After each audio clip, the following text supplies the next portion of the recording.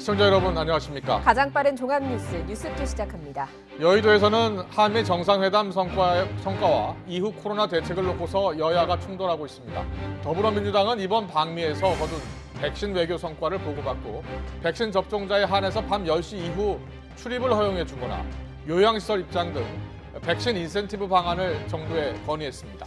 국민의힘은 정상회담을 통한 정부의 백신 외교가 기대에 못 미쳤다면서 코로나 대책 전면 수정을 요구했습니다. 국회 연결합니다. 차정윤 기자. 네, 국회입니다. 네, 이번 특위에서 백신 인센티브 방안이 논의됐다니까 궁금한데요. 백신 맞은 사람은 밤 10시 이후에 이 가게 출입을 허용하는 방안이 추진되고 있나 보죠? 네, 일단 논의보다는 주로 민주당이 정부에 건의하는 내용이 주를 이뤘습니다. 보건복지부와 질병관리청 등 방역당국이 참석한 가운데 열린 이번 민주당 백신 치료제 특별위원회는 1시간 반 넘게 진행이 됐습니다. 지난 3박 5일 방미에서 이뤄진 백신 외교 성과와 백신 접종 혜택안이 이번 회의의 의제로 다뤄졌습니다. 전해숙 특위위원장은 회의가 끝난 뒤 기자들과 만나 백신 접종률을 높이기 위한 다양한 인센티브 방안을 정부에 건의했다고 설명했습니다. 백신 접종자들에 한해서 경로당이나 사회복지시설에 자유로운 출입을 허용하거나 백신 여권을 도입해서 해외 자가 격리를 면제해주는 등 방역 절차를 간소화해주자는 건데요. 또 백신을 접종하면 밤 10시 이후 다중이용시설의 출입 제한을 풀어주는 방안, 또 QR코드를 통해서 자유롭게 문화체육예술활동에 참여하는 방안 등 다양한 아이디어가 거론됐다고 전했습니다. 직접 들어보시겠습니다. 10시 이후에 출입 제한을 푸는 문제, 그리고 소상공인들과 자영업자들이 많이 피해를 보고 있기 때문에 그분들에게 우선적으로 백신을 맞게 하는 것도 건의가 됐습니다. 반면 국민의힘은 이번 정부의 백신 외교를 두고 기대만큼의 성과를 거두지 못했다고 비판했습니다. 김기현 국민의힘 대표 권한대행 겸 원내대표는 한국군 55만 명에 대한 백신 지원 이외에는 언제 이행될지 모르는 약속 어음을 받아온 것에 불과하다고 지적했습니다. 국민의힘 의원 50명은 성명을 내고 기대했던 백신 스와프도 없었고 위탁 생산 시 확보되는 물량의 숫자도 알 수 없다면서 정부의 코로나 대책 전면 수정을 촉구했습니다. 네, 다른 소식도 알아보겠습니다. 국민의힘 전당대회 대진표가 확진되면서 경쟁이 본격화하고 있습니다. 현재 여론이 어떻게 흘러가고 있습니까? 네, 다음 달 11일에 치러지는 국민의힘 당대표 선거의 후보 등록이 마무리됐습니다. 중진급 전현직 의원 5명, 또 초선 청년 주자 3명까지 모두 8명이 최종 후보 등록을 마쳤습니다. 최근 여론조사를 보면 일단 이준석 전 최고위원이 앞서고 있는 모습입니다. 한길 리서치가 쿠키뉴스의 의뢰로 후보 등록 마감일인 지난 22일 진행한 여론조사에서 이 전 최고위원은 지지율 30.1%로 1위를 차지했습니다. 2위인 나경원 전 의원은 17.4%, 주호영 전 원내대표가 9.3%로 집계가 됐습니다.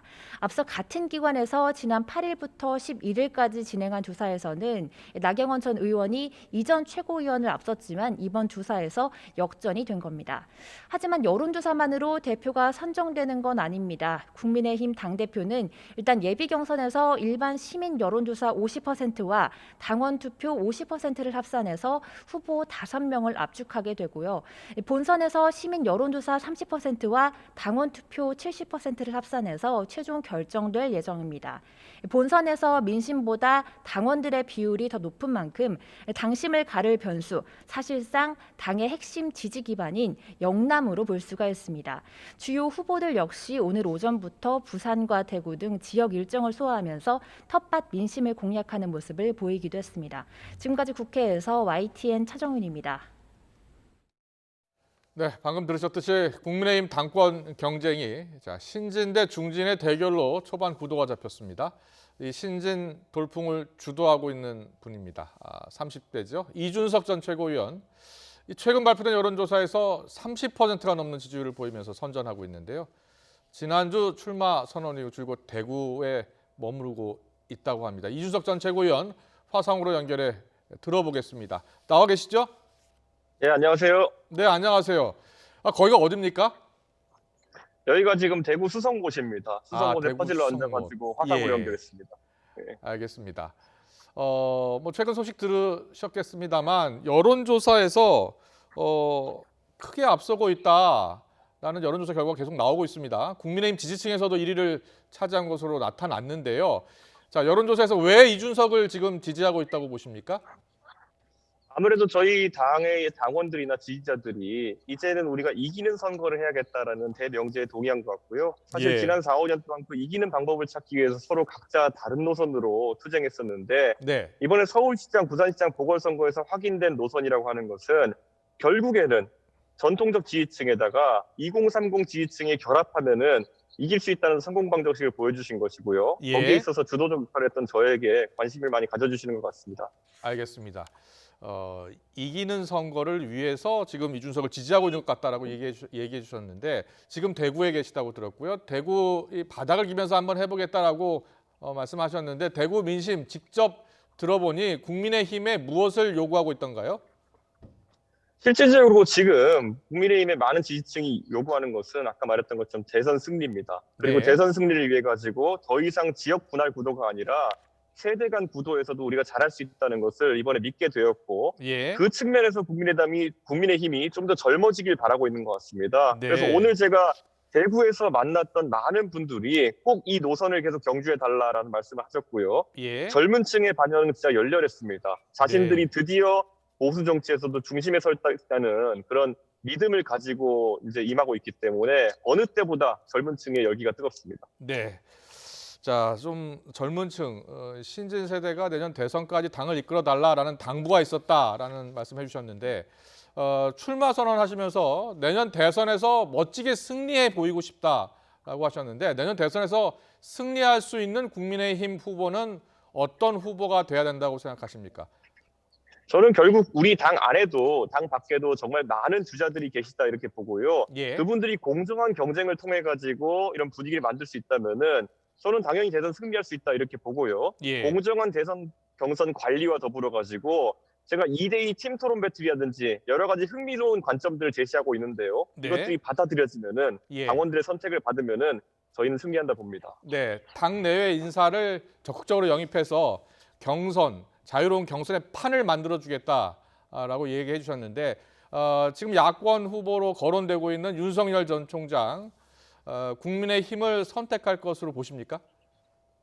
저는요, 저희가 훌륭한 주자들을 영입하는데도 노력을 아끼지 않아야 하지만은 예. 거꾸로 바뀌는 특정 주자들을 놓고 당의 원칙이나 시간표가 흔들리는 것은 옳지 않다고 생각합니다. 예. 그래서 제가 당대표가 되면은 방금 전에 진행자께서도 언급하신 윤석열 총장이라든지 김동연 부총리 아니면 안철수 대표 이런 분들을 영입하기 위해서 많은 노력을 경주할 것이고요. 예. 그분들에게 저희 당의 비전과 일정을 제시하고 그분들이 동참하기를 권유할 겁니다. 하지만 예. 저희가 특정 주자를 위해 가지고 당의 원칙을 뜯어고칠 수는 없습니다. 예. 오늘 오세훈 서울시장이 이 초선 의원들의 유쾌한 반란 이렇게 언급하면서 사실상 이준석을 지지했다라는 분석이 나오고 있습니다. 감사의 인사를 또 전하셨던데 두 분이 서로 교감이 있는 겁니까? 오세훈 시장과 제가 이 문제에 대해서 단 한 번도 논의한 적이 없고요. 예. 실제로 오세훈 시장은 아까 제가 제시했던 60대 이상의 전통적 지지층과 2030의 젊은 지지층의 지지를 결합시켜가지고 크게 승리한 저희 당 최초의 후보입니다. 그렇기 때문에 오세훈 시장께서는 누구보다 잘 알고 있습니다.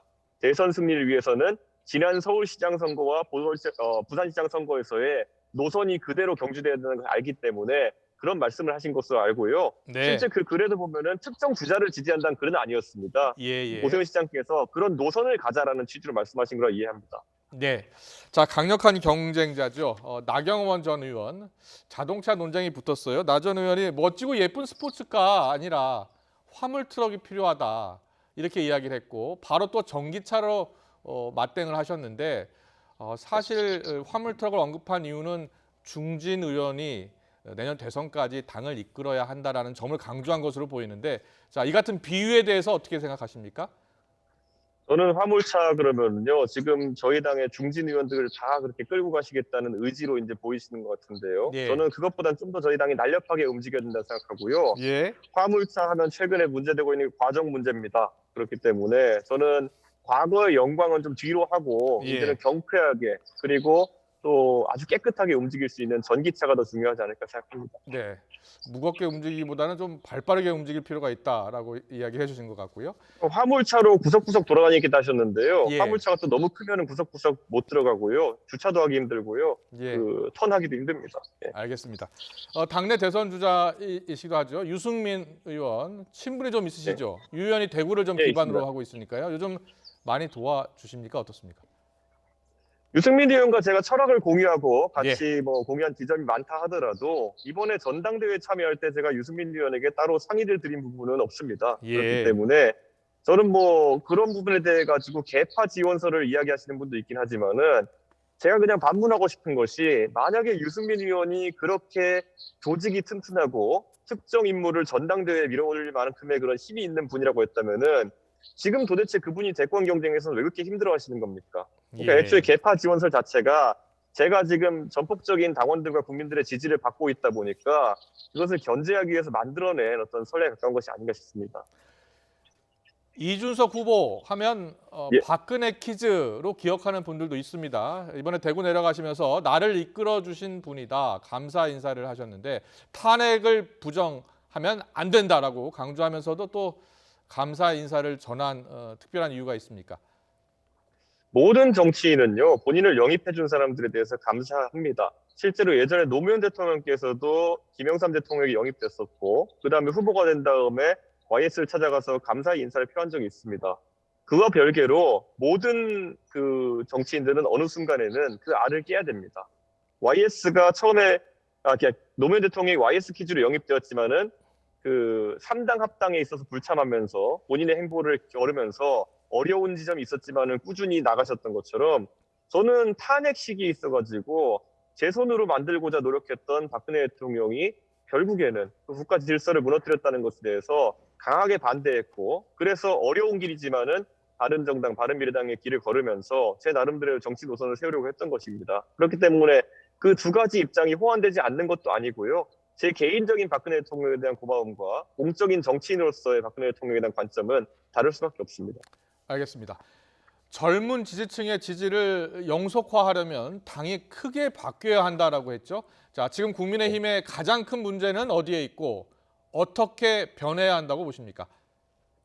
저는 2030에 능력 있는 사람들이 많다고 생각합니다. 그렇기 때문에 지금까지 참 중진 의원들이 올라가서 자기 자랑하기 바쁜 공간이었던 유세차, 5톤 유세차에 4평 남짓한 공간을 내어주는 것만으로도 젊은 세대는 열광적으로 반응했습니다. 제가 당대표가 되면 당의 모든 직위와 모든 어쨌든 자리와 이런 것들을 젊은 세대와 공유할 것이고요. 그들이 가진 능력으로 저희는 대한민국을 바꾸고 정치판을 확 갈아엎을 겁니다. 그게 제 공약입니다. 예. 자, 당선되기 위해서는 예비 경선을 거쳐서 본 경선에서 이제 당심이 중요합니다. 당원 투표 70, 일반 국민 여론조사 30이니까요. 자, 승리할 자신 있으십니까? 저는 공부 열심히 하는 학생은 결코 시험 제도를 탓할 필요가 없다 이렇게 생각합니다. 예. 저는 시험 제도가 아무리 불리하더라도 제가 열심히 노력해가지고 밑바닥부터 훑어가지고 우리 당원들과 국민들의 마음을 잡을 자신이 있습니다. 꼭 예. 국민 여러분께서도 도와주십시오. 경쟁자라고도 할 수 있는 김웅 의원, 김은혜 의원, 두 젊은 정치인 혹시 연대하실 생각도 있습니까?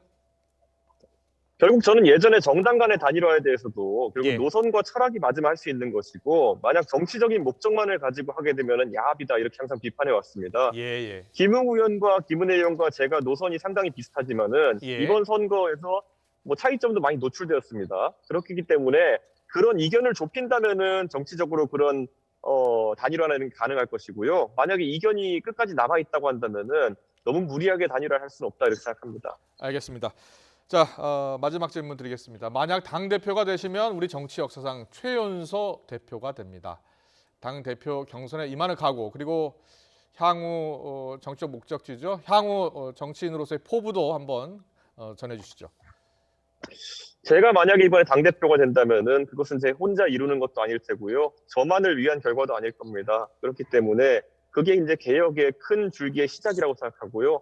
꾸준히 당을 개혁해가지고 우리 당의 당 밖의 대선 주자들도 함께 할 수 있고 무엇보다도 젊은 세대가 산업화, 민주화에 이어가지고 자신들도 한 세대에 속하는 정치적 물줄기의 주역이라고 느낄 수 있도록 제가 박권하겠습니다.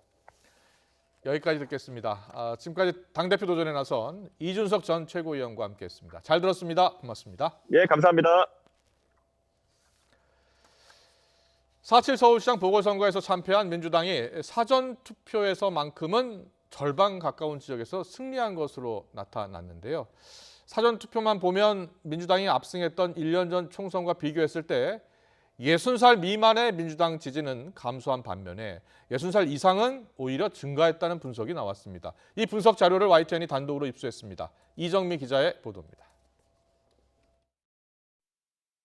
지난 서울시장 재보선 당시 돌던 문자 메시지입니다. 민주당 박영선 후보가 사전투표에서 승리했으니 본투표까지 분발하자는 내용이었습니다. 결국엔 큰 차이로 낙선했지만 YTN 취재 결과 사전투표에선 박영선 후보가 상대적으로 선전한 게 사실이었습니다. 사전투표만 보면 서울의 절반 가까운 동에서 박 후보가 앞섰던 겁니다. 본투표에서는 구로 3동 단 한 곳에서만 앞섰던 것과 대조적입니다. 그런데 사전투표에서 박영선 후보의 지지율을 끌어올린 연령층은 예상 밖으로 60세 이상의 고령층이었다는 조사 결과가 나왔습니다. 통계학적 회귀 분석 결과 60세 미만의 사전투표에선 민주당 지지율이 1년 전 총선 때보다 낮아졌지만 60세 이상에선 민주당이 압승했던 1년 전보다도 민주당 지지율이 더 높아졌던 겁니다. 통계청장 출신인 국민의힘 유경준 의원은 1년 전 당내 일각에서 제기했던 사전투표 조작설 영향으로 60세 이상 국민의힘 지지층이 본투표로 몰렸기 때문으로 해석했습니다. 부정선거 이슈가 60대 분들한테는 굉장히 컸습니다. 그래서 보수당을 지지하던 60, 70대 분들이 이번 서울시장 선거에서 부정투표의 우려로 사전선거에 많이 안 나가신 결과입니다. 1년 전 총선보다 민주당 지지가 가장 많이 줄어든 연령층은 40대였고 20대 남성과 30대 여성, 50대 남성에서도 감소폭이 컸습니다. 지난 재보선만 보면 다른 연령대는 남녀의 지지 성향이 비슷한 양상을 보였지만 20대는 남녀의 지지 성향이 확연하게 엇갈렸던 것도 통계로 확인됐습니다. 지난 재보선 사전투표자의 지지 성향 변화가 분석된 건 이번이 처음입니다. 연령별로 일종의 전략투표가 가능하다는 걸 보여줬다는 점에서 유의미하다는 평가입니다. YTN 이정미입니다. 한미 정상이 북한과의 대화 의지를 재확인한 가운데 이인영 통일부 장관은 북한의 적극적인 호응을 기대했습니다. 하지만 전격적인 대화 재개보다는 당분간 북미 간의 기싸움이 이어질 거란 조심스러운 전망도 나오고 있습니다. 취재기자 연결합니다.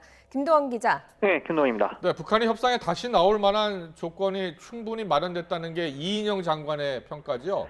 그렇습니다. 이인영 통일부 장관은 한미 정상회담으로 남북, 북미 대화 재개와 관계 개선에 아주 좋은 조건이 마련됐다고 평가했습니다. 우선 한미 정상이 평화적 해결, 단계적 접근을 통한 실용적 해법에 동의한 것을 근거로 꼽았습니다. 또 북한은 싱가포르 선언 계승을 내심 기대했을 텐데 이것도 분명히 언급됐다는 설명입니다. 바이든 미 대통령이 성김 대북 특별대표를 임명한 것도 북미 대화를 위한 적극적인 의지를 나타낸 것으로 이 장관은 판단했습니다. 이 장관은 북한이 숙고를 끝내고 대화와 협상에 다시 나올 수 있는 충분한 여건이 마련됐다며 적극적인 호응이 있기를 기대했습니다. 이종주 통일부 대변인도 바이든 미 대통령이 남북 대화와 협력을 지지한 점을 언급하며 한반도 평화 프로세스 진전에 중요한 계기가 마련됐다고 평가했습니다. 이와 관련해 이 장관은 다음 달 미국을 방문해 우리 정부의 평화 구상을 자세히 설명하는 방안을 추진하고 있습니다. 하지만 곧바로 북한이 대화에 호응할 가능성은 크지 않다는 전망도 나옵니다. 북한에 대한 유인책은 이번 회담에서 구체적으로 제시되지 않았고 오히려 북한을 겨냥한 확장 억제력이나 인권 문제 언급에 북한이 불쾌감을 나타낼 수 있다는 겁니다. 오히려 미국의 변화를 압박하기 위해 북한이 비난 담화를 내는 등 기싸움이 당분간 이어질 가능성도 있습니다. 한미 정상회담에 대해 북한은 아직 이렇다 할 반응을 보이지 않고 있습니다. 노동신문 등 북한 매체에서도 한미 정상회담에 관해서는 언급되지 않았습니다. 한미 정상회담 결과를 설명하기 위한 대북 특사 파견 등 남북 접촉 가능성도 거론되는 가운데 한동안 진전이 없던 비핵화 협상에 재개 동력이 마련될지 주목됩니다. 지금까지 YTN 김도원입니다. 국방부는 이번 한미 정상회담에서 미사일 지침이 완전히 해제된 것과 관련해서 주변국의 영향 등을 고려해 결정된 것이 아니라는 입장을 밝혔습니다. 부승찬 국방부 대변인은 미사일 지침 해제에 대해 중국이 강하게 반발할 경우 어떻게 대응할 것이냐는 질문에 이같이 답했습니다. 또 중국 측으로부터 어떤 항의 등이 온 것도 전혀 없었다고 강조했습니다.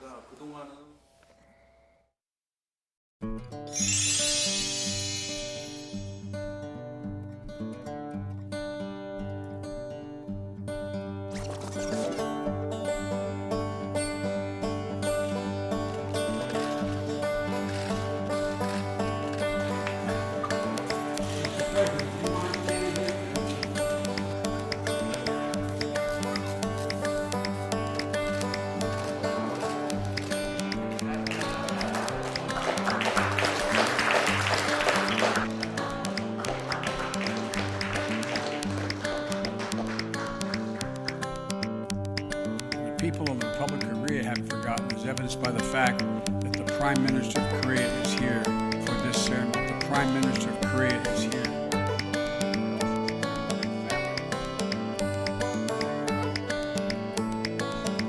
It's Taiwan. Good luck. Good luck.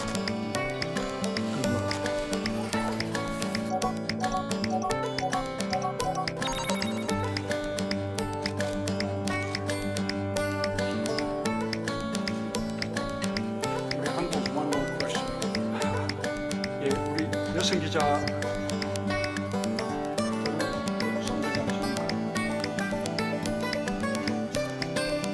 아니 우리 한국은 여성 기자들이 있나요?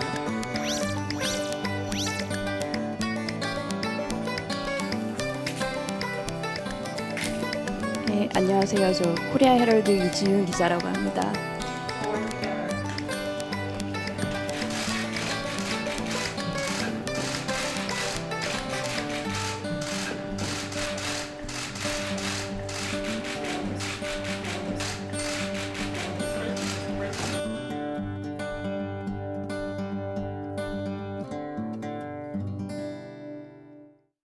네, 한미 정상회담 영상 한번 저희가 모아봤는데요. 이번 정상회담 여러 성과가 많았습니다. 또 그런 성과만큼이나 또 여러 일화도 있었죠. 특히 눈길이 갔었던 이 바이든 대통령의 화법, 제스처가 주목을 받았습니다. 거기엔 어떤 외교적 함의도 담겨 있을 것 같은데요. 신범철 경제사회연구원 외교안보센터장과 한미 정상회담 이모저모 이야기 나눠보겠습니다. 어서 오세요. 예, 안녕하세요. 네, 앞서 저희가 영상으로 좀 보여드렸는데요. 명예훈장 수여식 있지 않습니까? 6.25 참전 용사입니다.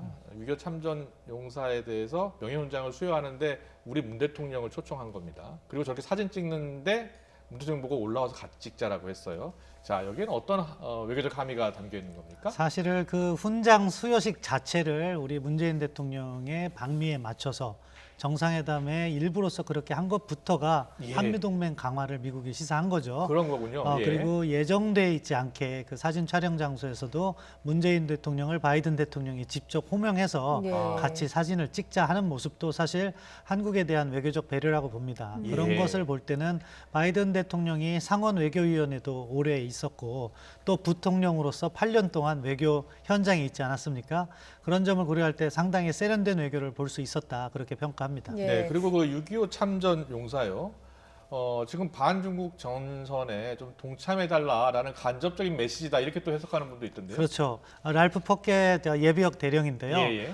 그분이 이제 부상을 입은 게 중국하고 맞서 싸운 예. 그러한 전선에서, 그러니까 그랬군요. 한국 전쟁도 전선이 북한군을 맞대어 싸운 부분이 있고 중국군과 맞대어 싸운 부분이 있잖아요. 예, 예. 그런데 포켓 대령과 같은 경우에는 중국과 교전을 한 그런 전사기 때문에 예. 중국을 상징했다 그렇게 표현할 수도 있는 거죠. 예, 미국 알겠습니다. 측에서 그런 점들을 좀 고려해서 준비한 행사인 것 같습니다만 그 문 대통령 호칭 좀 실수가 있기도 했습니다. 바이든 대통령이 뭐 대선 시절부터 바이든 리스크다 이렇게 이야기할 정도로 좀 말실수가 많았잖아요. 이번에 문 대통령을 총리라고 호칭하기도 했고요. 헷갈리기도 할 거예요. 뭐 예. 어떤 나라 정상은 대통령이고 어떤 나라 정상은 총리고 하다 보니까 예. 네. 뭐 실수를 했는데 그것은 뭐 외교적 해프닝이라고 보고요. 예. 그렇기 때문에 큰 의미를 두기보다는 네. 뭐 다른 여러 가지 부드러운 칭호들도 있었잖아요. 예. 뭐 브라더를 줄여서 브로라도 불렀다든가 그런 부분을 고려할 때 뭐 고의성을 가진 것은 전혀 아니다. 예. 제가 장담할 수 있습니다. 그렇겠죠. 예. 예. 그리고 바이든 대통령이 문 대통령 향해서 커머니얼 브로라는 표현을 썼는데 이 브로가 앞서 말씀해 주셨지만 브라더라는 예. 뜻으로 친구한테 이렇게 친한 친구한테 쓰는 단어죠. 그렇죠. 이게 브라더란 뭐 형제 같은 것이 조금 더 공식적이라면은 줄여가지고 브로 하면은 정말 친한 친구라든가 형제. 그렇기 때문에 친근감을 표현했다 그렇게 평가합니다. 예. 그 예전에 오바마 전 대통령 시절에 부통령을 지냈잖아요. 서로 이렇게 브로 이렇게 부르는 장면을 좀 많이 볼 수가 있었거든요. 그때도 좀 친하다는 표현이었던 것 같은데 이번에도 그러면 문 대통령이 그만큼 좀 가깝게 생각을 한 걸까요? 그렇죠. 사실 문재인 대통령하고 처음 만났는데 얼마나 친하겠습니까? 네. 그만큼 예. 동맹국의 정상으로서 예우를 하고 있다. 그렇게 평가하고 그 브로라는 말을 쓴 그 장면은요. 기자가 질문을 해요. 예. 그러면서 UFO 질문을 하더라고요. 그러면서 오바마 대통령을 상기시켰는데 예. 그러면서 빨리 나가는 척 하다가 돌아와서 문 대통령 같이 나가자 하면서 브로라고 했는데 그 분위기 자체도 상당히 부드러웠고 그렇기 네. 때문에 아주 우호적이었다 평가합니다. 예. 그렇군요. 바이든 대통령의 식탁 정치라고 하는데 이번에 문 대통령과 점심 오찬하지 않았습니까? 거기에 메뉴가 크랩 케이크였어요. 그것도 여러 가지를 고려하고 배려한 것이다라는 이야기가 나오던데요. 예, 배려했다는 점은 문재인 대통령께서 해산물을 좋아하신데요. 네. 아마 우리 현지 대사관과 조율을 했을 거라고 보고요. 그 크랩 케이크는 사실 워싱턴 지역에서는 상당히 유명한 음식이에요. 왜냐하면은 워싱턴 인근에 볼티모어 쪽으로 체사피크 베이가 있는데 거기가 게가 많이 잡힙니다. 예. 그래서 그쪽에 게 요리가 유명한데 그런 차원에서 워싱턴 DC를 상징하는 크랩 케이크를 준비했다. 뭐 이거를 스가 총리의 햄버거하고도 많이 비교하는데 네. 사실 가격 차이는 그렇게 나진 않아요. 그렇지만 예. 대통령께서 좋아하는 해산물을 준비했다. 그리고 워싱턴에서 가장 대중적인 걸 고려했다는 것은 나름대로 꼼꼼한 배려가 있었다. 이렇게 평가합니다. 예. 그렇군요. 예. 그 이번에 원래 그 밥 먹는 식사하는 자리가 없었는데 그 일정에 지금 생긴 거잖아요. 이것도 좀 어떤 의미가 있겠습니까? 코로나 방역 때문에 식사를 안 한다고 알려져 있었거든요. 사실은 일본 총리, 스가 총리하고도 했기 때문에 하는 게 맞는 거라고 보고요. 예. 사실 국빈 초청이었으면 방문이었으면 만찬까지도 있어야 되는데 공식 실무 방문이거든요. 예. 따라서 미국이 식사를 내야 될 의무는 없습니다. 예, 그럼에도 불구하고 한미동맹 강화 차원에서 예. 그리고 사진이 지금 나오는데요. 네. 저렇게 단 둘이 가까이 마주 앉으면서 이렇게 식사를 제공한 것은 나름대로 친근감의 표시다 이렇게 봅니다. 예. 일본의 오찬 모습을 보면은요. 혹시 화면이 준비되어 있으면 모르겠는데 지금 예. 저쪽인데요. 예. 거리가 상당히 떨어져 있어요. 지금 저거는 요리를 갖다가 한 예. 거고 지금 거리를 보세요. 상당히 떨어져 있는데 지금 가까이 있죠. 코로나19 상태가 많이 좋아진 측면도 있지만 예. 그만큼 한국 정상과 가까운 모습을 보여주기 위해서 저렇게 했다 평가할 수 있겠죠. 예. 공동 기자회견에서도 재밌는 일화들이 나왔습니다.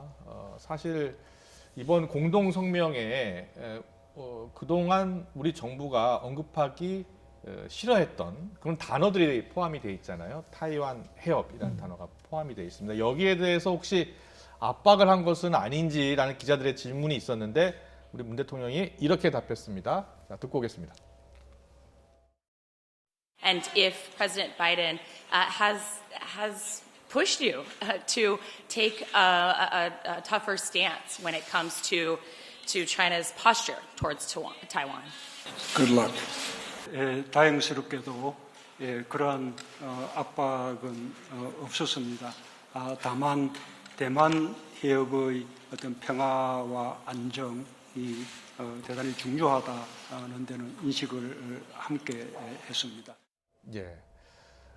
우리나라가 한미 관계도 중요하지만 또 한중 관계가 중요하기 때문에 상당히 어려운 질문이었고 그 상황을 너무나도 잘 아는 바이든 대통령이 굿럭이라고 한 거예요. 자, 어떤 의미가 있겠습니까? 예, 말씀하신 대로 사안의 민감성을 잘 알고 있는 거죠.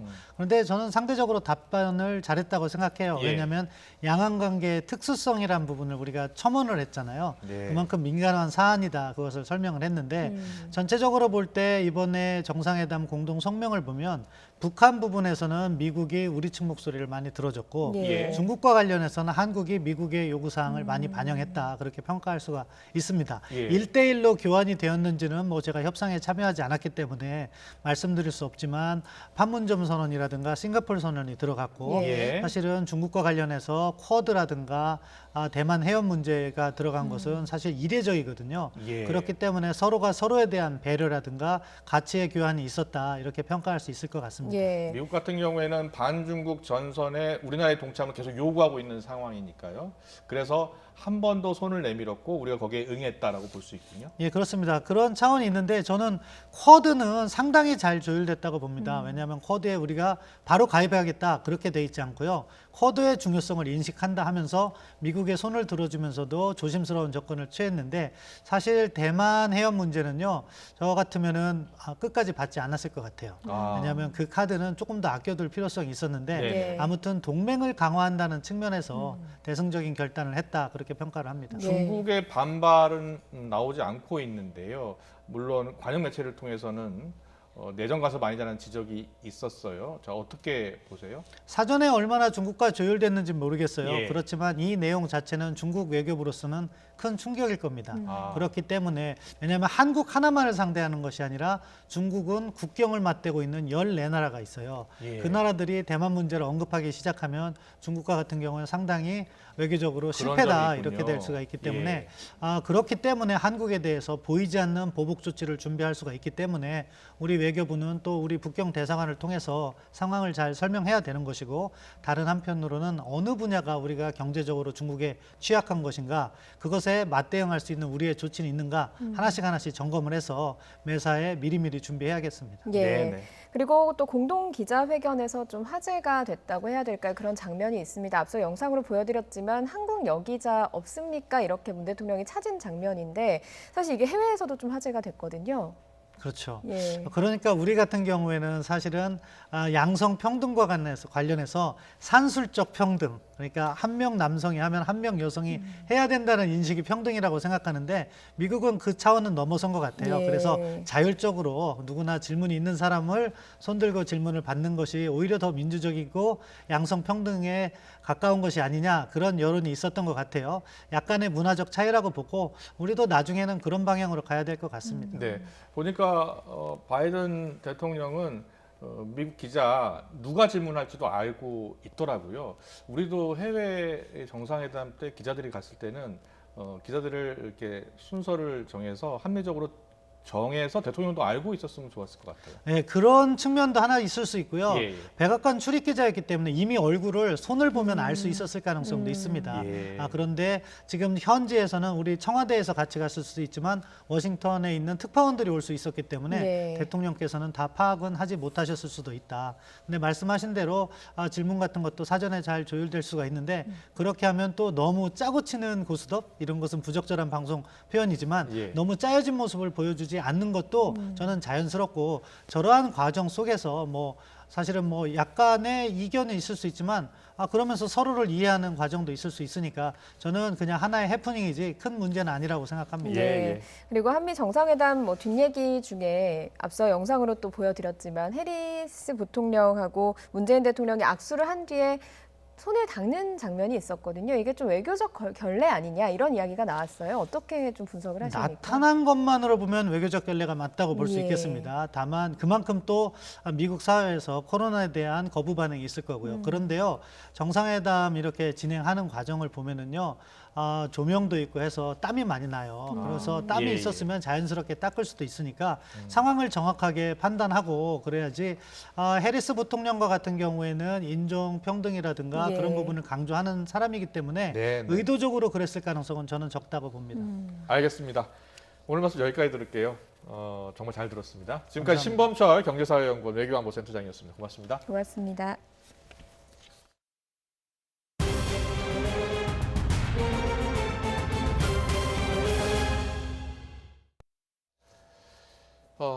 코로나19 상황 자세히 알아보겠습니다. 서울 송파구 가락시장 관련 확진 사례가 계속 늘어나면서 방역당국은 시장에 임시선별 진료소를 설치하고 선제 검사를 받도록 하고 있습니다.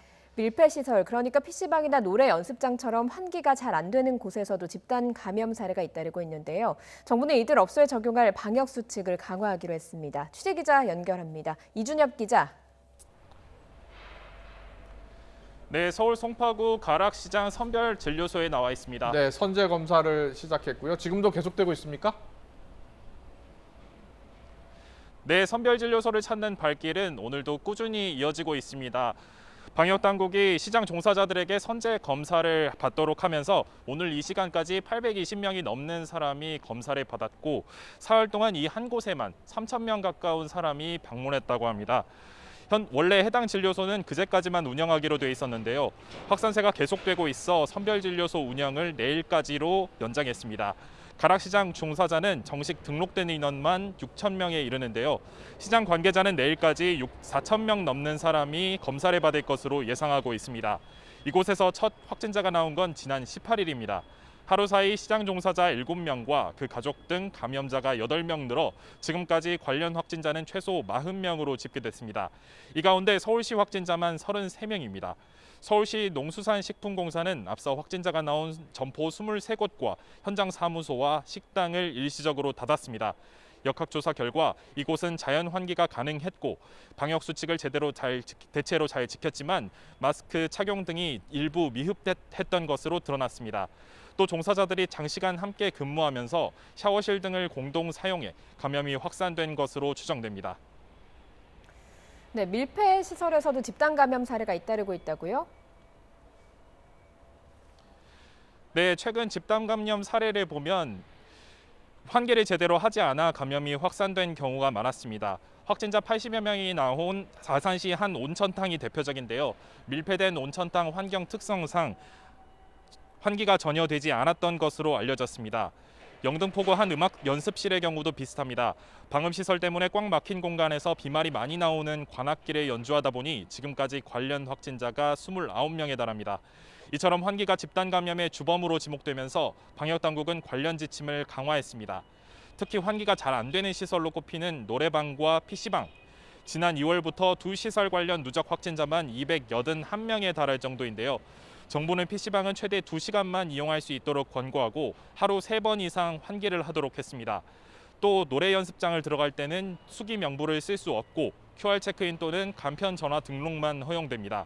방을 이용하고 나면 최소 10분, 환기 장치가 없으면 30분씩 환기를 해야 같은 방에 손님을 다시 받을 수 있습니다. 또 이런 수칙이 잘 지켜지는지 확인하기 위해 실시하던 현장 점검이 기존에는 일주일에 2-3번 대 6개 업소를 대상으로 실시됐지만 이번 주부터는 업소 10곳을 대상으로 합니다. 방역당국은 특정 다수의 인원이 밀폐 그리고 밀집된 공간에 방문하는 경우 감염 위협이 커진다며 더욱 철저하게 수칙을 지켜달라고 당부했습니다. 지금까지 송파구 가락시장에서 YTN 이준엽입니다. 세종시의 한 어린이집에서 원생과 교사 등이 무더기로 확진을 받아 접촉자 수백 명을 검사하고 있습니다. 이 외에도 목욕탕이나 결혼식 피로 현장 같은 일상적인 장소를 통해서 지역사회 감염이 확산하고 있습니다. 이문석 기자입니다. 지난 21일 세종시 한 어린이집 교사가 코로나19에 확진됐습니다. 증상은 없었지만 보육교사 주기검사에서 감염 사실이 드러났습니다. 확진된 교사가 맡은 반원생들과 어린이집 직원 등을 검사한 결과 원생과 직원, 학부모 등이 줄줄이 양성 판정을 받았습니다. 세종시는 해당 어린이집을 일시 폐쇄하고 원생 전체로 검사 대상을 확대했습니다. 또 지역사회 확산을 조기 차단하기 위해 시내 모든 어린이집 종사자들을 검사하기로 했습니다. 관내 어린이집 전체 교직원을 포함한 종사자 전체 3,500명에 대하여 금주 중으로 전수검사를 실시하는 등 충남 아산 온양온천 관광지구 집단 감염도 꼬리를 물고 이어지고 있습니다. 목욕탕 3곳과 관련해 손님과 접촉자 등으로 연쇄 감염이 진행돼 아산과 천안에서 80명 넘는 확진자가 보고됐습니다. 제주도의 경우 우려했던 외지인을 통한 감염보다 가족이나 지인 간 모임을 통한 지역 감염이 확산하는 모양새입니다. 닷새째 한 자릿수에 머물던 신규 확진자가 다시 2자릿수로 올라갔습니다.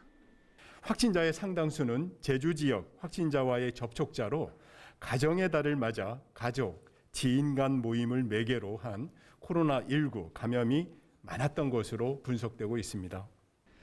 특히 지난 16일 서귀포시 한 마을회관에서 열린 결혼식 피로연에 확진자가 방문한 것으로 확인되면서 참석자들에게 진단검사를 받으라는 안내 문자가 모든 제주도민에게 발송됐습니다. YTN 이문석입니다. 정부가 개별 계약한 모더나 백신 일부가 오는 31일 처음 국내로 들어옵니다. 중앙재난안전대책본부는 모더나 백신 5만 5천 회분이 다음 주 월요일 도착할 예정이라고 밝혔습니다. 이번 물량은 모더나와 계약한 4천만 회분 가운데 일부로 식약처 출하 승인을 거쳐 다음 달 중순쯤 접종기관에 공급될 것이라고 설명했습니다. 서울시가 지난 1월 불거진 방송인 김어준 씨의 코로나19 방역수칙 위반 논란과 관련해서 과태료를 부과하지 않기로 결론지었습니다. 서울시는 마포구의 과태료 미부과 결정 과정에 위법 사항을 찾기 어렵다며 시정명령을 하기는 어려울 것으로 판단했다고 밝혔습니다. 코로나19 백신 접종률이 높은 이스라엘은 다음 달부터 실내 마스크 착용을 제외한 모든 방역 조치를 해제하기로 했습니다. 백신 접종에 속도를 내고 있는 미국은 8개 주가 성인의 70% 백신 접종 목표를 달성했습니다. 김태현 기자입니다. 율리 에델스타인 이스라엘 보건장관은 이달 말까지 적용되는 현행 방역 조치에 대한 연장 승인을 요청하지 않기로 했습니다. 이에 따라 다음 달부터는 백신 접종과 코로나19 음성 결과를 증명하는 그린 패스 제도가 폐지되고 실내외 거리 두기 조치도 모두 해제됩니다. 이미 외국인 관광객 입국도 다시 허용하기 시작했습니다. 이스라엘은 다만 실내에서의 마스크 착용은 당분간 상황을 지켜본 뒤 해제 여부를 결정하기로 했습니다. 에델스타인 장관은 백신 접종 시작 6개월 만에 이스라엘이 정상화되고 있다며 백신의 성과를 높이 평가했습니다. 최근 하루 신규 확진자는 50명 이하로 유지되고 있고 사망자는 한 자릿수입니다. 이스라엘 전체 인구의 약 63%가 최소 한 차례 백신 접종을 했고 인구의 55%가 2차 접종까지 모두 마쳤습니다. 이스라엘은 코로나 초기 대응에 실패했지만 화이자 백신을 빨리 확보해 접종하며 상황을 역전시켰습니다. 성인의 70% 최소 한 차례 접종을 추진하고 있는 미국은 목표 달성 주를 8곳으로 늘렸습니다. 뉴저지, 코네티컷, 하와이, 메인, 매사추세츠, 뉴햄프셔, 버몬트주에 이어 로드아일랜드주가 8번째 주가 됐습니다. 바이든 대통령이 독립기념일까지 달성하겠다고 제시한 목표는 순항 중입니다. And so when the president makes the goal of 70% of adults receiving at least one vaccine by the 4th of July, we believe that that is an attainable goal. 미국 전체로는 22일까지 성인의 61%가 백신을 최소 한 차례 맞았고 49%가 접종을 모두 마쳤습니다. YTN 김태현입니다.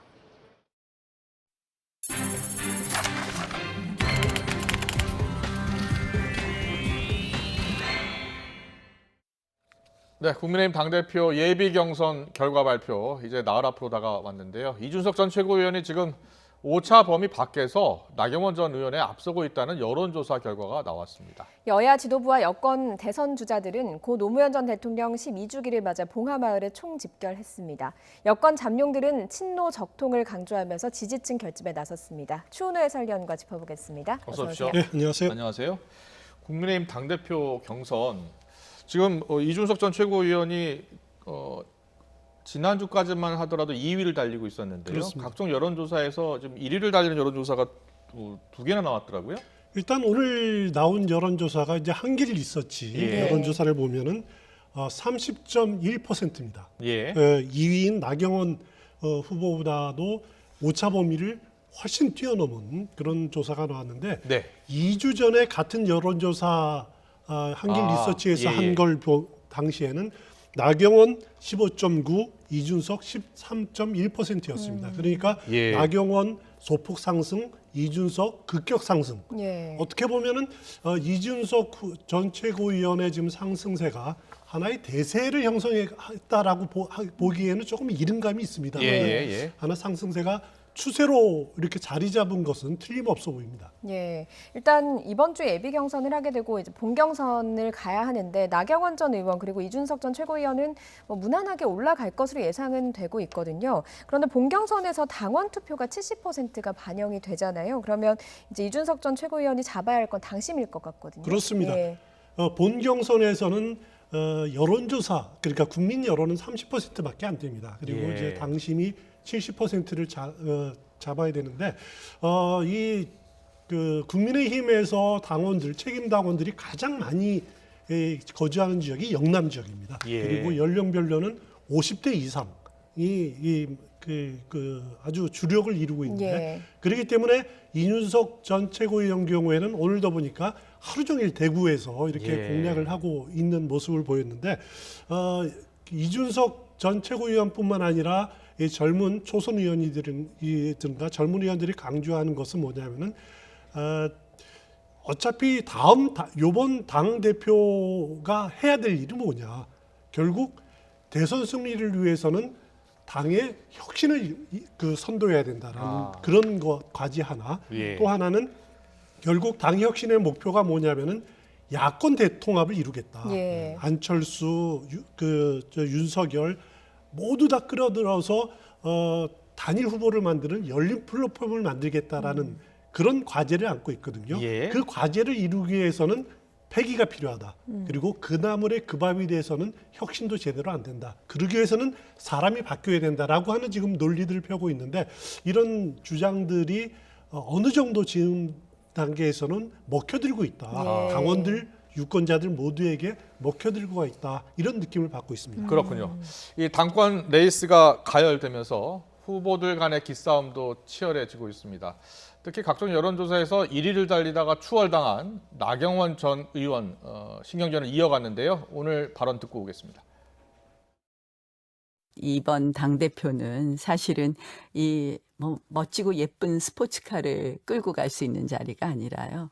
정말 짐을 잔뜩 실은 화물 트럭을 끌고 좁은 골목길을 가야 되거든요. 지금 이제 정말 이번 대선을 가는 길은 아주 멀고도 험한 길입니다. 어제 발언을 보니까 이 시정이 바쁠 텐데 정치 이야기를 하시고 전당대회 이야기를 하시는 거 보니까 아무래도 정치 쪽에 아직도 관심 많으신 것 같아요. 이 당대표가 좀 쉬운 당대표, 좀 본인에게 편하고 만만한 당대표가 되면 좀 좋겠다 이런 생각도 하시는 거 아닌가 이런 생각도 해봤습니다.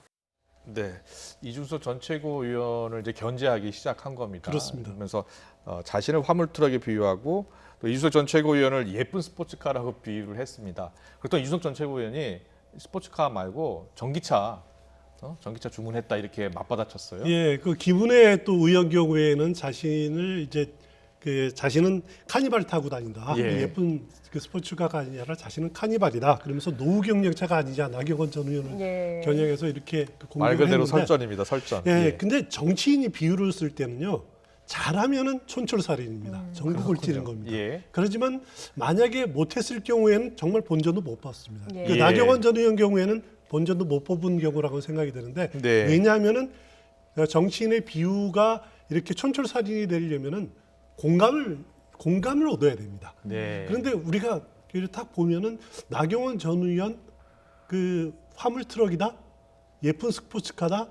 어떤 이미지가 떠오르십니까? 그것은 제 입으로 대답을 안 네. 하겠습니다. 네. 그래서 아마 나경원 전 의원이 뭐 재미로 말했지만은 저는 실패한 비유가 아닌가라는 생각이 듭니다. 예. 그리고 나경원 전 의원이 오세훈 서울시장도 언급을 했거든요. 오세훈 전 서울시장이 SNS에 유쾌한 반란을 꿈꾼다 이렇게 글을 올렸어요. 이게 뭐 신진 그러니까 이준석 전 의원을 지지한 거다 이런 분석도 나오고 있더라고요. 일단 오세훈 시장이 어제 진행된 그 초선 의원들 또 이준석 전 최고위원 이제 3인방들의 토론을 보고 느낀 소감을 밝히는 겁니다. 예. 여기에서 보면서 2030 세대들의 지지를 받는 매력적인 대표가 됐으면 좋겠다. 그래서 유쾌한 반란이 주인공이 당 대표가 되겠다 이런 표현을 썼는데 이 3명 중에 분명 누구를 지지한다는 뜻이겠죠. 예. 특히 이준석 전 최고위원 경우에는 서울시장 후보 캠프에서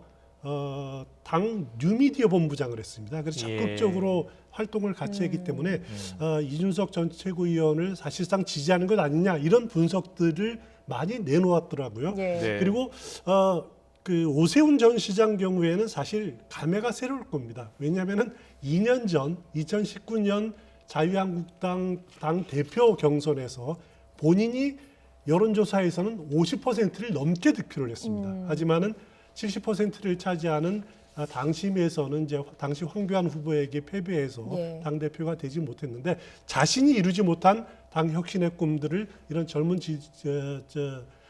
후보들이 예. 했으면 좋겠다라고 하는 그런 마음들을 담아서 표현한 것 같습니다. 네, 알겠습니다. 이런 가운데요, 이 당 내에서 이 신진 주자들의 부상을 예사롭지 않게 그렇게 보고 있는 듯한 발언이 새어 나왔습니다. 오늘 국민의힘 최고위원 직전에 나온 말인데요, 듣고 오겠습니다.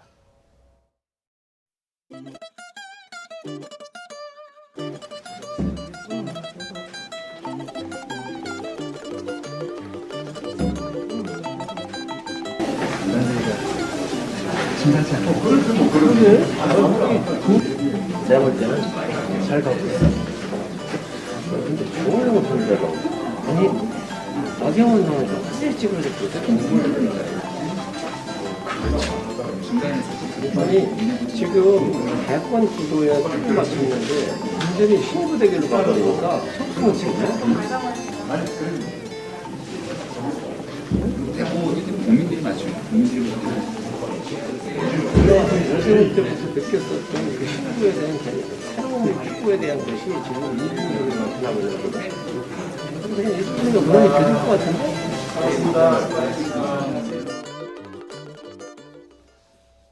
자, 어떻게 들으셨습니까? 이게 사실 방송이 되는지 모르고 두 사람이 한 이야기가 그대로 지금 공개가 된 겁니다. 그런데 마지막에 이준석이 돼버릴 것 같은데라고 이야기를 하네요. 그러니까 당내에서도 당 지도부조차도 이런 변화를 인식하는 그런 그 변화의 기류가 있다라고 하는 그런 인식이 퍼져가고 있다라는 거죠. 예. 이런 분위기가 물론 이제 본 경선에서는 당심이 70%를 차지하지만은 예. 점차 퍼져갈 가능성이 상당히 높다라는 겁니다.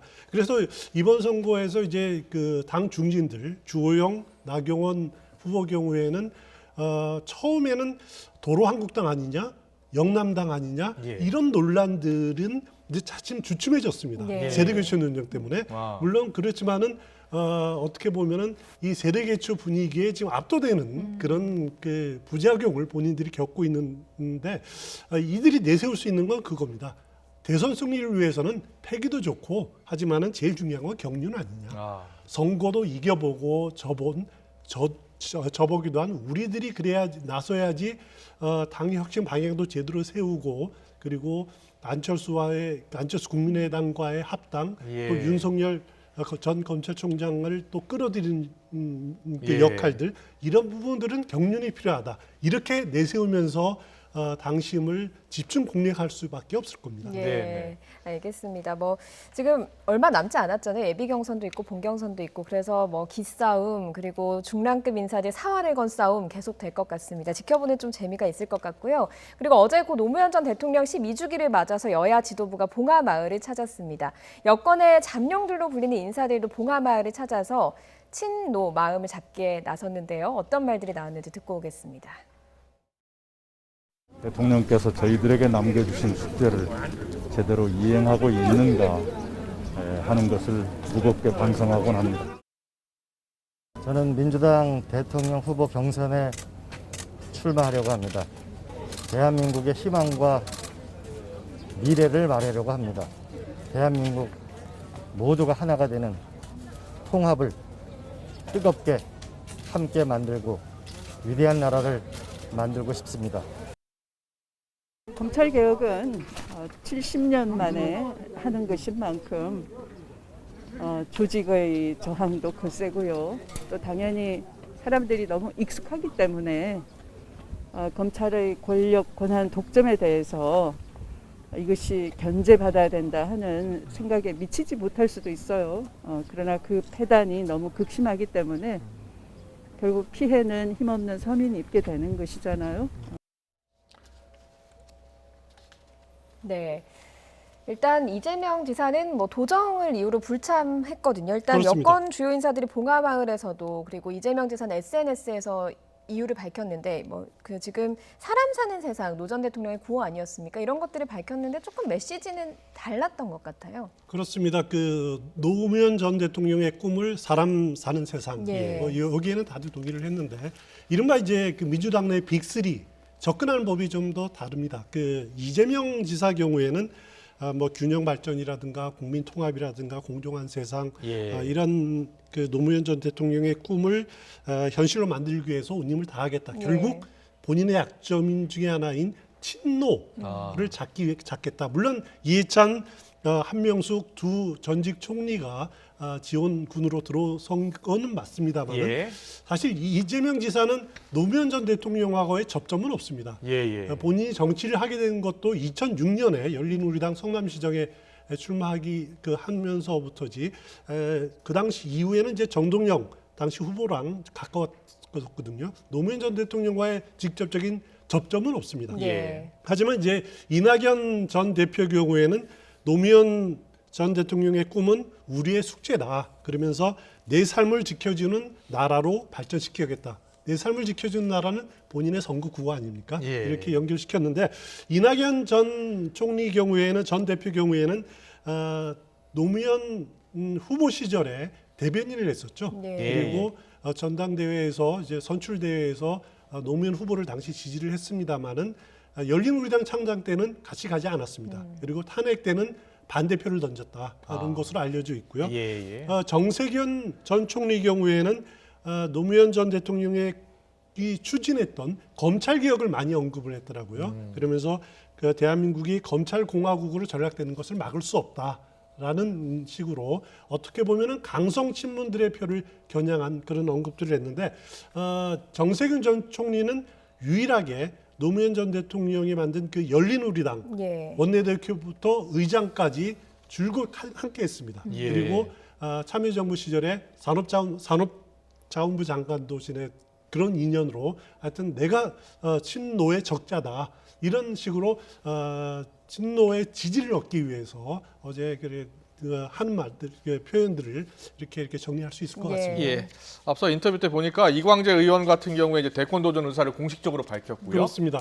추미애 전 장관은 말은 아꼈습니다만 검찰 개혁 이야기하면서 본인도 출마를 해야겠다라고 혹시 생각하고 있는 것 아닌가 이런 생각을 하게 하더라고요. 이광재 의원은 노무현 전 대통령의 이제 비서이자 뭐 참모 출신 아닙니까? 한때는 좌의정 우광재 뭐 이렇게 표현할 정도로 초기에 청와대 국정상황실장도 지냈을 정도로 노무현 전 대통령과의 그 수족이다라고 표현을 했는데 27일 공식 출마 선언을 할 겁니다. 27일 어디서 하냐면은 노무현 전 대통령이 지방자치실무연구소를 만들었던 중소기업 중앙회에서 그것도 출마 선언을 할 계획인 것으로 이렇게 알려져 있고요.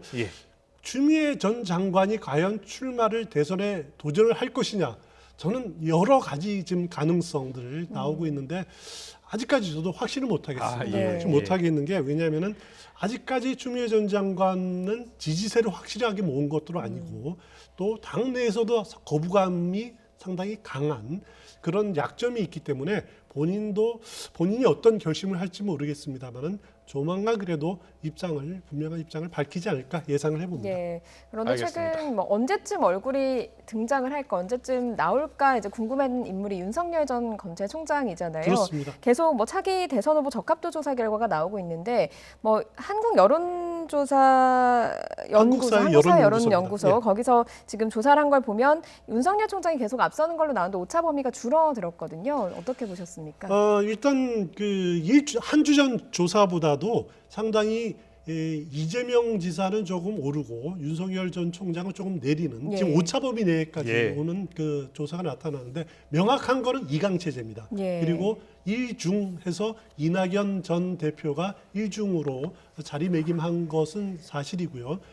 그런데 이 추세가 윤석열 전 총장이 본격적으로 정치 참여를 하지 않은 상태에서도 이강체제를 유지하고 있다라는 것 자체가 약간의 지지율에 부침은 있을 수 있겠습니다만은 상당히 그 이강체제가 그 공고화되는 지금 단계가 아닌가라는 생각이 들고요.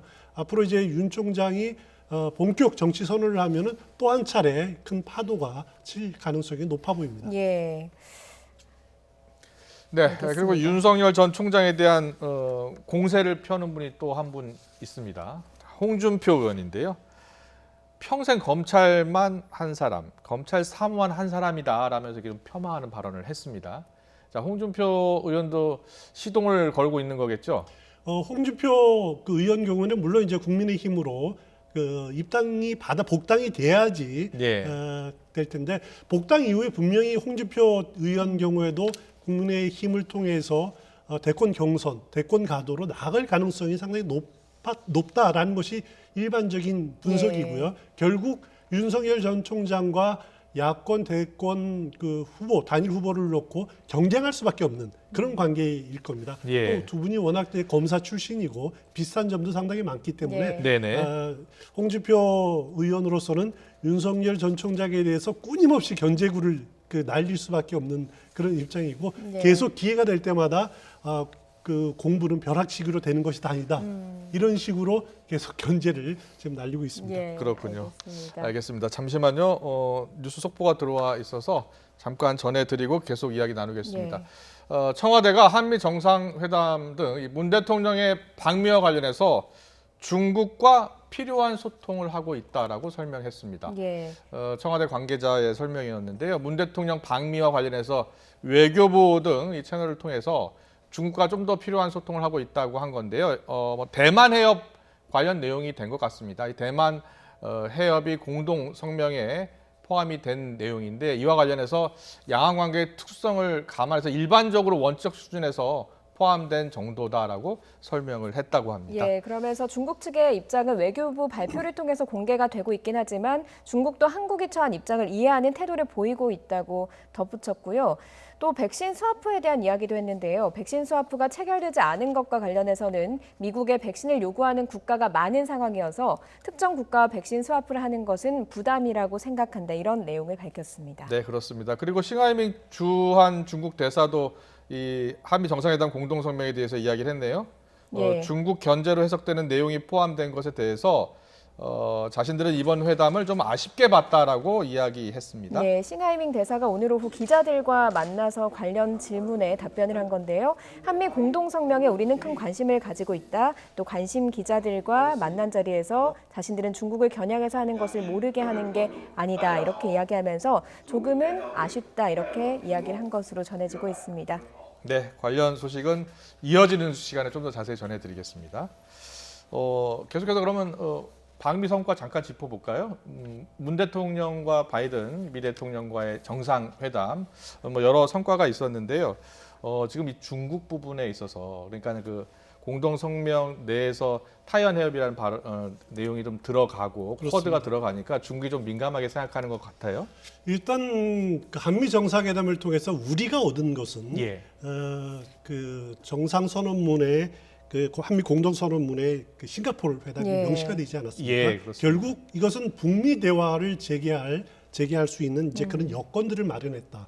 그거에 더해서 남북 대화를 자연스럽게 재개할 수 있는 여건을 마련했다는 것이 우리의 성과라면은 미국 측으로서는 인도 태평양 전략에 한국이 보다 많은 참여를 할 수 있도록 이끌어냈다. 그러니까 한국이 중국에 경도되는 것을 막는 효과가 거뒀다라고 하는 그런 미국으로서는 성과가 있을 겁니다. 근데 보면은 양측이 모두 동상이몽일 가능성이 상당히 있습니다. 왜냐하면은 바이든 대통령의 표현 중에서 북한 비핵화란 환상에 빠지지 않는다라는 표현이 있죠. 그리고 우리로서도 조금 전에 중국 대사의 발언이 어떻게 보면 경고일 수도 있고 중국 정부의 시진핑 행정부의 압박이 강했을 때 우리가 과연 그 유지하고 있는 바이든 정부 대통령에게 약속했던 그런 정도의 수준의 그 균형 또 동참을 계속 유지할 수 있을까라는 부분에 대해서는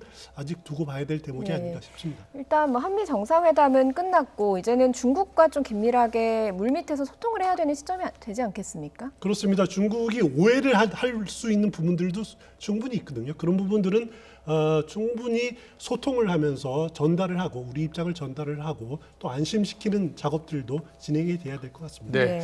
여야 정치권은 이번 한미 정상회담 성과에 대해서 네. 다소 좀 엇갈린 평가를 내놨는데요. 자, 두 원내대표, 여야 원내대표 이야기 듣고 오겠습니다.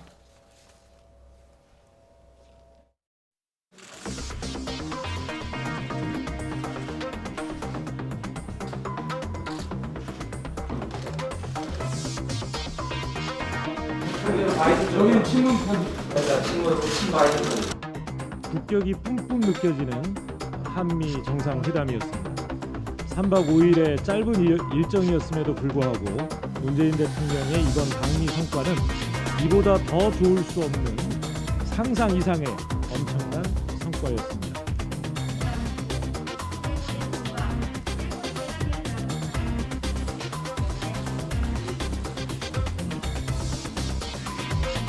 호들갑을 떨 만큼의 회담 결과였다는 평가는 과도한 견광부회입니다. 우리 기업들이 44조 원 규모의 대미 직접 투자 계획을 발표했음에도 결국 손에 잡히는 성과를 가져오지 못했다는 점에서 백신 외교는 언제 이행될지 모르는 약속음을 받아온 것에 불과합니다. 네, 뭐 여야의 입장차야 예상했던 결과입니다만 너무나 극과 극이네요. 여당 같은 경우에는 뭐 뿜뿜이라는 단어까지 그렇습니다. 쓰고 상상 이상의 엄청난 성과 이렇게 표현을 했고요. 야당은 일부 성과는 있었지만 약속 정도 아니겠느냐라면서 좀 깎아내렸습니다. 그렇습니다.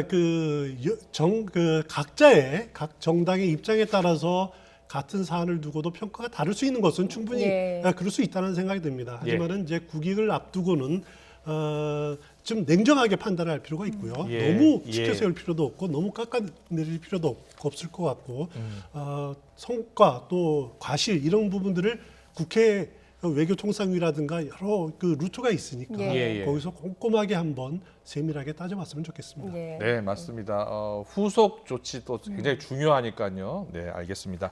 오늘 정치권 이슈는 여기까지 듣겠습니다. 추은 해설위원과 함께했습니다. 고맙습니다. 고맙습니다. 우리나라를 대표하는 생태계 최상위자는 바로 반달 가슴곰입니다. 물론 지금은 서식지 파괴와 밀렵 등으로 멸종 위기에 처해 우리의 보호를 받고 있는데요. 지리산으로 돌려보낸 반달 가슴곰이 자연에 잘 적응해서 올해만 6마리의 반가운 새끼곰이 확인됐다고 합니다. 이승훈 기자입니다. 아직도 모든 게 낯선지 주변을 느릿느릿 어슬렁거리는가 싶더니 본능이 이끌려 나뭇가지를 재빨리 기어오릅니다. 가슴에 뚜렷한 반달 모양, 한반도 생태계 최상위 포식자 반달 가슴곰입니다. 물론 태어난 지 몇 달 되지 않아서 동굴밖 세상보단 따뜻한 엄마 품에서 노는 게 여전히 제일 좋습니다. 반달곰은 겨울잠을 자는 굴에서 보통 1, 2월에 한두 마리의 새끼를 낳습니다. 태어날 땐 커봐야 400g 정도지만 굴을 나올 때쯤엔 4kg이 넘습니다. 반달 가슴곰의 자식사랑은 눈물겹습니다. 천적에게 새끼를 보호하려고 해발 1100m가 넘는 높은 곳에 바위 절벽 등에서 새끼를 낳고 키웁니다. 그러다 보니 반달곰의 출산과 성장을 돕는 일을 하는 건 곰을 직접 만나는 만큼이나 가장 위험한 작업이 되고 있습니다. 올해 태어난 개체 6마리를 더하면 현재까지 지리산과 덕이산 일원에 서식하는 반달 가슴곰은 최소 74마리로 추정됩니다. 물론 안전한 산행을 위해선 반달 가슴곰과 직접 만나는 건 반가운 일이 아닙니다. 그러기 위해서 무엇보다 정해진 등산길만 이용해달라고 국립공원공단은 거듭 당부하고 있습니다. YTN 이승훈입니다. 경기도 남양주의 한 야산에서 산책을 하던 50대 여성이 큰 상처를 입고 피를 흘린 채 발견됐습니다. 경찰은 인근에서 입과 털 주변에 피가 묻은 채 배회하는 대형견을 발견했고요. 근처 공장 CCTV에서 이 개가 무는 장면을 확인하고 마취총을 쏴서 포획했습니다. 30kg에 육박하는 큰 개였는데요. 이 개의 목덜미를 물린 여성은 병원으로 옮겨졌지만 결국 숨졌습니다. 지인의 공장에 방문을 했다가 변을 당한 겁니다. 주변에 개 사육장이 있었지만 농장 주인은 처음 보는 개다 이렇게 이야기를 했습니다. 경찰은 정황상 다른 주인에게 오래 전에 유기됐을 가능성도 배제하지 않고 있다고 밝혔습니다. 개물림 사고가 잦아지면서 주인은 맹견에 입마개와 목줄을 채워야 외출을 할 수 있습니다. 하지만 주인에게 버려진 개들은 다르겠죠. 산으로 올라가서 새끼를 낳고 무리지어 다니며 야생 들개로 변해 공격성이 더 강해지곤 합니다. 민가로 내려와 가축을 공격하기도 하고요. 심지어 사람도 공격합니다. 반려견이었던 개가 유기견이 되고 그 새끼가 야생 들개로 자라면서 사람까지 공격을 하는 악순환의 고리가 생겨나는 겁니다. 유기견이 됐다고 공격성을 띠는 게 아니라 보통 유기견 1세대들은 그렇게 큰 공격성을 보이지는 않아요. 특히 이제 재개발이나 재건축 이후에 버려지고 간 아이들이 산으로 들어가게 되고 그리고 그 이후에 거기서 태어난 새끼들은 사람들을 거의 만나보지 못하기 때문에 점점 더 이제 더 좀 공격성이나 이 사람에 대한 적대감 같은 게 나타나는 경우가 많고요. 그냥 이렇게 유기가 된 아이들도 사실 이제 먹을 게 없다거나 부족하게 되다 보니까 조금 더 스트레스들이 많이 쌓이고 예민한 행동을 하는 경우도 종종 있습니다. 산책하거나 길을 지나가다가 배회하는 개들과 마주칠 수 있습니다. 또 이유 없이 개가 쫓아올 수 있겠죠. 이럴 때는 어떻게 해야 할까요? 전문가에게 직접 물어봤습니다. 먼저 도망가선 안 됩니다. 작은 행동이 자극을 줘서 위협이 될 만한 상황으로 바뀔 수 있기 때문입니다. 전문가는 최대한 움직이지 말고 눈을 쳐다보지 말라 이렇게 조언을 했습니다. 그래도 공격을 하려고 한다면 조금은 다르게 대처를 해야 합니다.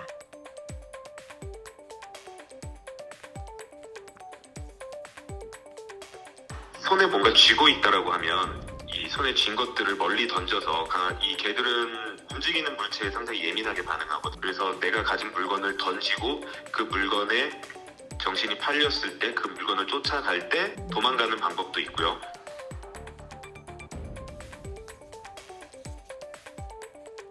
우리 몸에서 가장 중요한 부분인 얼굴과 목 부분을 팔로 가리고 이렇게 최대한 몸을 쪼그려서 큰 소리로 외치면서 도움을 요청하는 게 좋아요. 목 뒤로 깍지를 끼고 그리고 고개를 최대한 배 쪽으로 웅크리고 그리고 팔로 목 쪽을 보호하고 아예 군뱅이처럼 땅에 엎드린 다음에 도움을 요청하는 게 좋습니다. 그게 가장 최선의 방법이에요. 전문가는 큰 들개를 만나면 사람들이 겁부터 먹기 때문에 사실 이렇게 대처하는 것이 쉽지는 않은 일이라고 했습니다.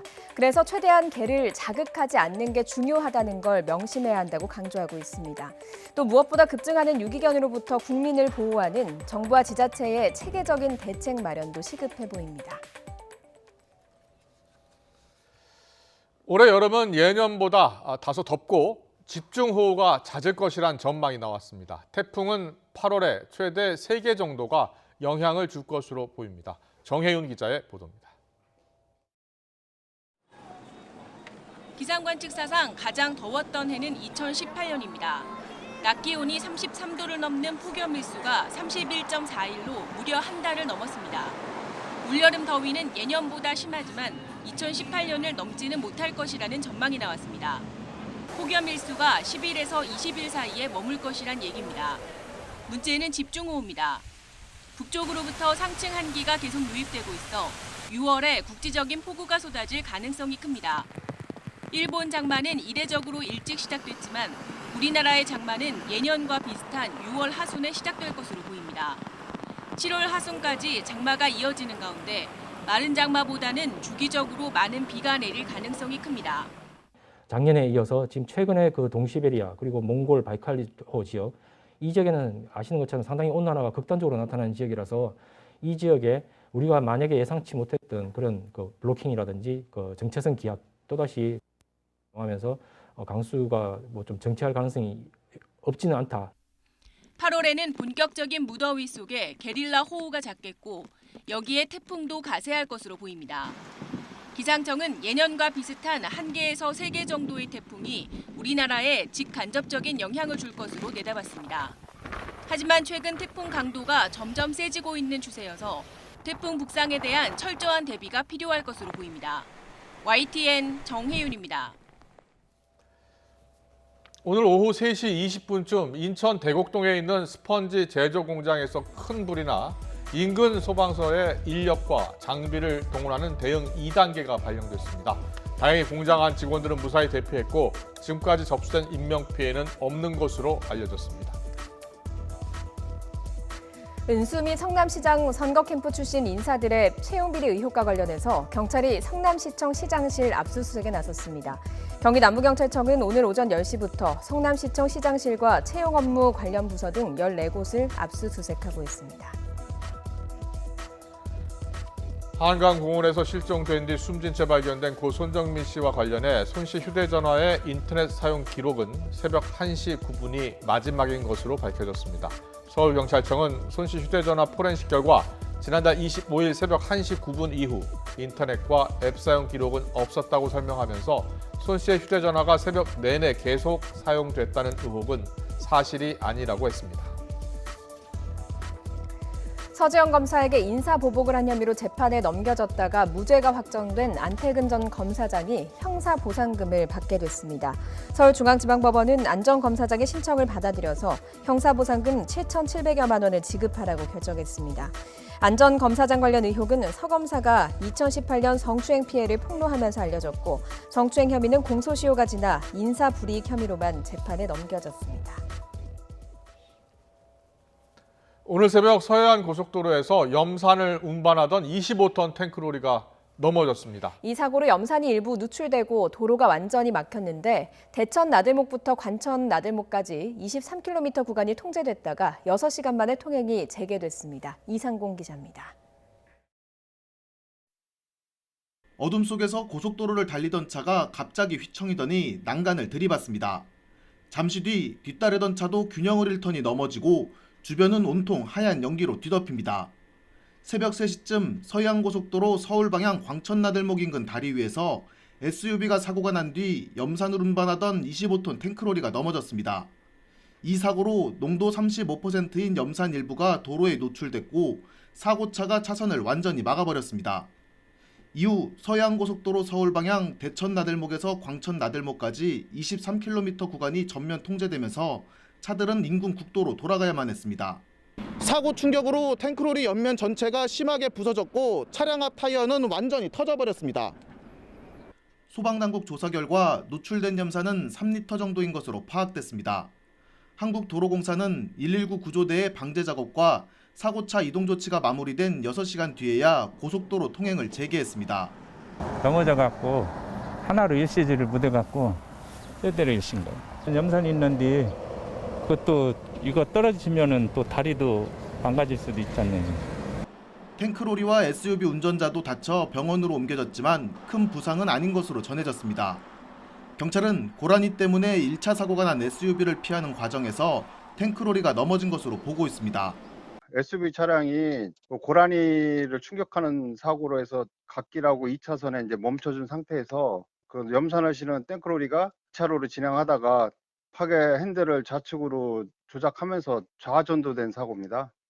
염산을 옮기던 탱크로리가 고속도로에서 넘어지면서 월요일 아침 출근길에 인근을 지나던 운전자들은 놀란 가슴을 쓸어내려야만 했습니다. YTN 이상곤입니다. 어린이 보호구역에서 교통사고가 발생하면 가중처벌되는 이른바 민식이법이 시행 중인데요. 그런데 어린아이들이 길가에 숨어있다 도로로 뛰어들어서 운전자를 놀라게 하는 이 민식이법 놀이를 하는 영상이 공개돼 큰 우려를 낳고 있습니다. 아이들의 철없는 놀이가 자칫 큰 사고로 이어질 수도 있어 부모님들도 각별한 주의를 당부할 필요가 있겠는데요. 정경일 교통사고 전문 변호사 연결해서 이야기 나눠보겠습니다. 변호사님 나와 계시죠? 네, 안녕하세요. 네, 인터넷에 공개된 영상을 보면 좀 놀랍습니다. 네. 초등학생들이 차에 뛰어드는 모습을 볼 수가 있거든요. 아이들 사이에서는 네네네. 민식이법 놀이다 이렇게 불린다고 하는데 이런 일이 좀 자주 네네. 있나 보죠? 사실 이와 같은 행위가 자주 일어난다, 예. 아니면 이례적이다라는 부분에 대해서 정확한 통계 자료는 없습니다. 예. 하지만 이러한 행위를 민식이법으로 지금 부정적인 입장으로 놀이로 되어버렸는데 이 부분에 대해서 먼저 안타깝고 또 유행하고 있다는 전제 사실로 되고 문제화되고 이슈화되는 부분이 상당히 안타깝습니다. 법 예. 자체는 어린이의 생명과 안전을 지키기 위해서 운전자를 가중처벌하도록 만드는데 도리어 놀이가 되어버렸다라는 부분에 대해서는 정확한 통계 자료가 있어야겠지만 지금 나타나는 영상만 본다면 심각한 건 맞습니다. 하지만 자주 일어난다, 유행한다 라고 단정 지을 수는 없습니다. 예, 일부 어린이들 사이에서 저렇게 운전자를 좀 놀래키는 그리고 빠르게 돌아오는 그런 놀이가 있는 건데 네네. 영상을 보니까요. 아이들이 크게 다칠 위험도 있고 사고가 크게 날 위험도 있거든요. 그리고 사고가 네네네. 나면 운전자가 처벌이 불가피하다고 하더라고요. 네, 이와 같이 사고가 발생된다. 그러면 운전자는 무조건 처벌받는다라는 부분에 대해서는 잘못된 오해에서 비롯됐는데요. 교통사고 발생했다고 무조건 운전자가 책임지는 것은 아닙니다. 예. 운전자로서는 예상도 할 수 없고 피할 수도 없었다면 운전자는 책임지지 않습니다. 이번 영상들을 본다면 차 앞에 있던 어린이가 차가 오는 것을 확인하고 갑자기 뛰쳐나간다. 사고까지 이어졌다 하더라도 운전자로서는 무과실이고 민사적인 책임뿐만 아니라 형사적인 책임도 지지 않습니다. 과실이 없을 수도 있는 건가요?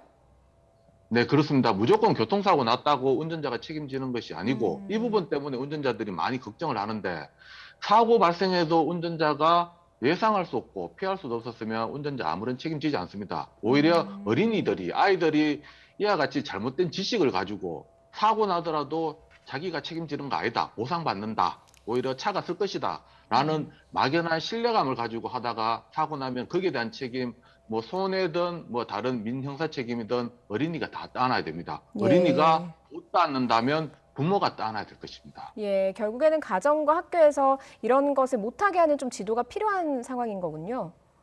네, 맞습니다. 이와 같은 행위에 대해서 아이가 사실 정확한 지식을 가지고 한다라고 보기는 힘듭니다. 예. 어설픈 지식을 가지고 하는 것인데 결국 교육이 제대로 된다면 이와 같은 행위 하다가는 본인이 다치고 본인이 책임져야 된다는 것이 학교 그리고 부모님들이 철저하게 각인시켜야 할 필요성이 먼저 있고 그다음에 운전자 입장에서도 이렇게 걱정하는 것은 지금까지 수사기관이나 법원에서도 교통사고 발생되면 무조건 운전자에게 과실이 있다. 그렇게 해서 책임을 물어왔던 이 잘못된 관행이 있는데 예. 최근에 블랙박스 영상이나 CCTV로 운전자의 잘못이 있는지 없는지 확인할 수 있습니다. 이런 부분에 대해서 이제 민식이법 자체가 처벌을 강화하도록 바뀐 만큼 여기에 대해서 이제 억울한 운전자 없게끔 수사에 대해서도 신중할 필요성도 있어 보입니다. 예, 알겠습니다. 그리고요, 오늘 있었던 다른 교통사고 소식도 좀 여쭤보겠습니다. 오늘 앞서서 네네네. 보도로 전해드렸는데 서해안 고속도로에서 염산을 운반하던 탱크로리가 옆으로 넘어지는 사고가 있었거든요. 염산 3리터 네네. 정도가 유출돼서 뭐 피해는 없었습니다만 이런 위험물질을 네. 싣는 차량의 사고가 일반 사고에 비해서 훨씬 위험한 거죠. 그렇죠. 보통 자동차라는 것도 형법상 위험한 물건에 해당됩니다. 예. 칼과 같이. 그런데 자동차의 유해 물질인 염산을 싣고 갔다 교통사고 발생했다라고 한다면 사고 그 자체에 대한 위험뿐만 아니라 2차 사고로도 더 큰 위험이 발생될 수 있습니다. 따라서 철저한 관리가 필요한 사안입니다. 예. 그리고 차량 적재물 낙하 사고도 좀 끊이지 않고 있거든요. 그런 상황들, 네네네. 블랙박스나 CCTV에 찍힌 상황들을 보면 아찔하기도 하고 안타깝기도 한데 이런 것들은 좀 네네네. 어떤 대책이 필요하겠습니까? 사실 낙하물 사고, 예. 모든 교통사고 일어나는 거 완전하게 막을 수는 없습니다. 특히 낙하물 사고가 왜 문제되냐면 사고 발생했을 때 떨어뜨린 차량 모르고 가버립니다. 남은 건 억울한 운전자인데 이 부분에 대해서는 떨어뜨리지 않도록 운전자로 하여금 처벌을 강화할 필요성이 있는데 예. 지금 단속해봐야 사고 안 일어나면 범칙금 과태료가 10만 원째 되지 않습니다. 그리고 예. 또 유료도로인 도로에 진입할 때 도로관리청에서 철저한 단속이 이루어지고 있지 않습니다. 이런 부분 처음부터 떨어지지 않도록 철저한 단속한다면 이러한 낙하물 사고에 큰 도움이 될 것으로 보입니다. 네, 과태료 이런 것들이 좀 상당히 작다는 부분이 좀 놀라운 부분인데 이런 데에 대한 좀 네네. 처벌이 좀 강해져야 될 필요가 있겠습니다. 오늘 말씀 여기까지 맞습니다. 듣겠습니다. 예, 정경희 교통사고 전문 변호사였습니다. 고맙습니다. 네, 감사합니다.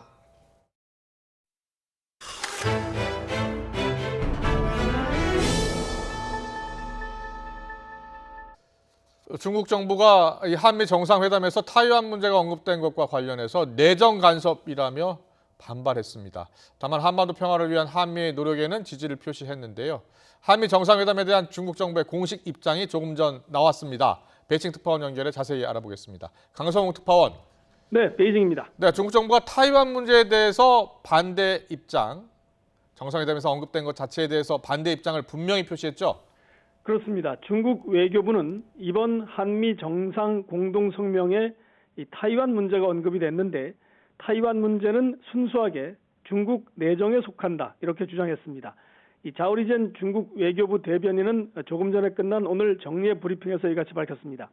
특히 타이완 문제는 중국의 주권과 영토 보존과 관련된 사안이기 때문에 어떠한 세력의 간섭도 수용할 수 없다면서 관련국들은 불장난을 하지 말라 이렇게 촉구했습니다.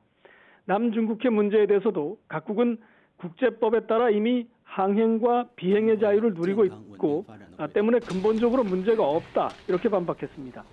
자오리젠 대변인은 한미 관계의 발전이 영내 평화와 안정 그리고 번영에 도움이 돼야지 중국을 포함한 이 제3국의 이익을 해쳐서는 안 된다 이렇게 지적하기도 했습니다. 나아가 중국은 다른 나라를 겨냥한 쿼드 그리고 인도태평양 전략 같은 이 소집단을 만드는 것에 반대하며 이런 행위는 성공할 수 없다 이렇게 비판했습니다.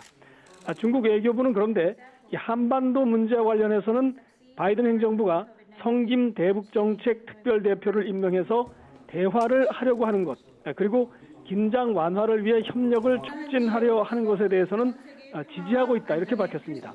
다만 각 측의 합리적 관심사를 균형 있게 해결해야 한다면서 이 북한 측을 배려하는 듯한 언급을 했고요. 또 쌍배 병진, 단계적 해법 이런 중국의 기존 입장을 한 번 더 정리해서 강조하기도 했습니다. 전체적으로 보면 한반도 문제는 기존의 중국 입장과 크게 다를 바 없다고 볼 수 있고요. 타이완 문제에 대해서는 계속 반발하고 있습니다. 어떻습니까? 지난달 미일 정상회담에서도 타이완 문제가 거론됐을 때 강하게 반발했는데 그때와 비교해 보면 어떻습니까? 네, 지난달 미일 정상회담에서 타이완 문제가 거론됐을 때 중국 정부는 외교 경로로 항의까지 하면서 강력 반발했습니다. 당시 미국과 일본 정상이 중일 간 영토 분쟁 섬인 이 센카쿠 열도, 중국명 다오이다오에 대한 미국의 개입 의지를 강력히 표명한 것이 중국을 더 자극한 것으로 보입니다.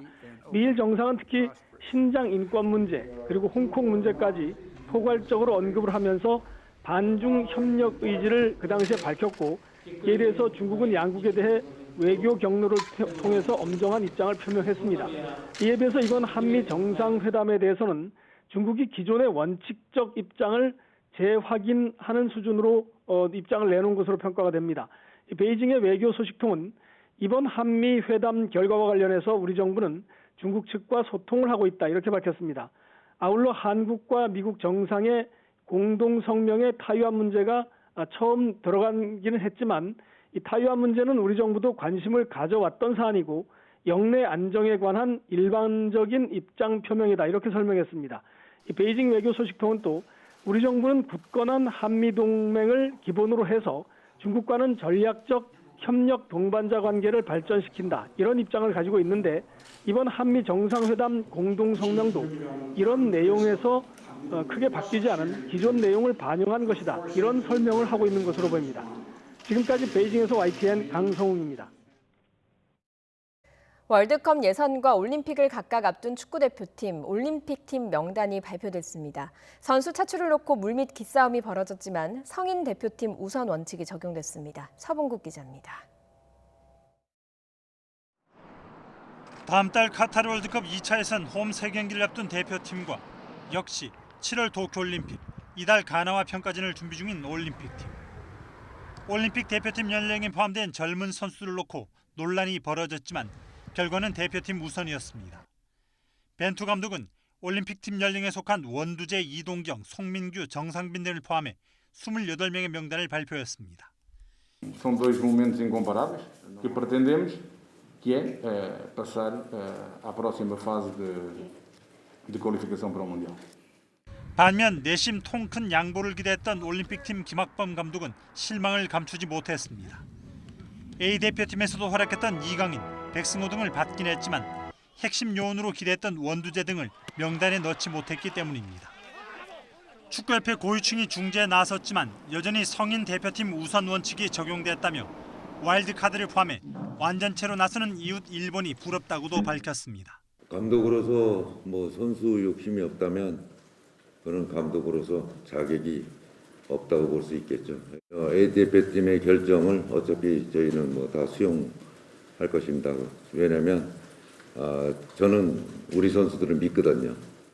다만 24세 이상 와일드카드로 성인 대표팀에 포함된 손흥민과 황의조가 올림픽에 나서고 싶은 의지가 있다며 여지를 남겼습니다. 병역 면제 등 한국적인 특수성이 강한 올림픽 팀과 월드컵 최종 예선행에 발등에 불이 떨어진 벤투어. 서로 최정예 멤버를 원하면서 벌어졌던 선수 차출 갈등은 결국 올림픽 팀에는 쥐난 아쉬움을 남기면서 또다시 물밑으로 가라앉았습니다. YTN 서봉국입니다. 불청객 황사가 또다시 말썽입니다. 황사가 유입되면서 중서부 지방의 미세먼지 농도가 평소의 3배에서 5배 정도 짙게 나타나고 있고 특히 수도권에는 미세먼지 주의보가 내려지기도 했는데 계속해서 황사가 유입되면서 밤부터 내일 오전 사이 전국의 미세먼지 농도가 나쁨에서 매우 나쁨 수준을 유지하겠습니다. 외출하시는 분들은 꼭 KF80 이상의 미세먼지용 마스크를 착용하시기 바랍니다. 내일 비 예보도 있습니다. 내일 새벽에 중서부 지방을 시작으로 오전에 대부분 지역으로 비가 확대된 뒤 오후에 그치겠습니다. 비의 양은 5에서 20mm로 많지 않습니다. 하지만 황사가 섞여 내리겠고 돌풍과 벼락도 동반되겠습니다. 또 일부 내륙에는 우박이 떨어지는 곳도 있겠습니다. 내일 낮 기온 오늘보다 3도에서 6도가량 낮아 선선하겠습니다. 서울 19도, 대전 21도, 광주 22도, 부산 25도로 예상됩니다.